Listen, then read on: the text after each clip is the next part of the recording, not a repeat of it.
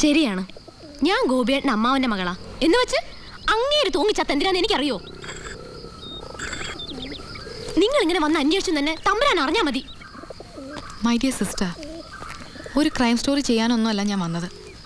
Mister Gopinatha മേനോൻ്റെ ആത്മഹത്യയിൽ ആർക്കെങ്കിലും പങ്കുണ്ടോ എന്ന് അറിയാലോ അല്ല എൻ്റെ ഉദ്ദേശം. നിങ്ങൾ ചെറുപ്പം മുതലേ അറിയാവുന്നവരായതുകൊണ്ടും ഏറെക്കാലം ഇഷ്ടത്തിലായിരുന്നു എന്ന് അദ്ദേഹം തന്നെ പറഞ്ഞിട്ടുള്ളത് കൊണ്ടും വെറുതെ ഒന്ന് അന്വേഷിച്ചു എന്നേ ഉള്ളൂ. ഞാൻ നിങ്ങളെ ബുദ്ധിമുട്ടിച്ചെങ്കിൽ മാപ്പ്.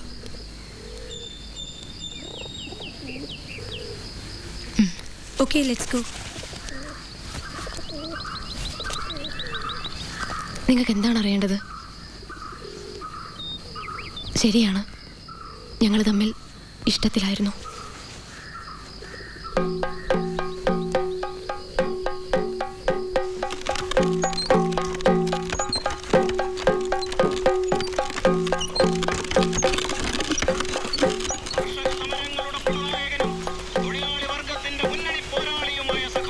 പരീക്ഷയ്ക്ക് എന്നിട്ട് പ്രിപ്പയർ ചെയ്തിട്ടില്ലേ?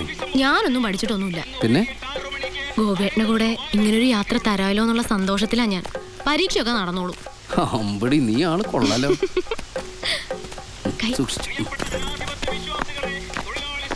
ഗോപി, നീ എപ്പോ വന്നടാ? മിനിങ്ങാന്ന് രാത്രിയില്. ഞാനങ്ങോട്ട് വരണമെന്ന് വിചാരിച്ചിരിക്കുന്നു. ഇപ്പൊ എങ്ങോട്ടാ രണ്ടാളും കൂടെ? പറ്റില്ലേ ചേട്ടാ?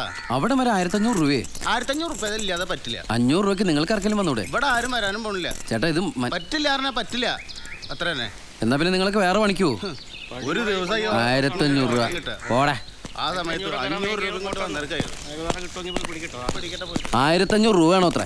പോവാൻ പറഞ്ഞു ഞാൻ. മിന്നൽ ബസ് സമരത്തിന്റെ ലാഭം ഇപ്പൊ ഇവർക്കാ.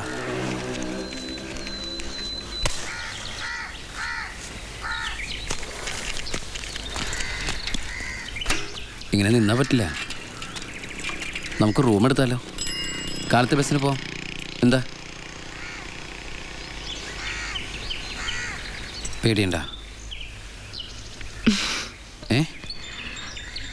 എന്തേലും മാറാൻ വേഷങ്ങളൊന്നുമില്ല. അപ്പൊ പേടിയില്ല.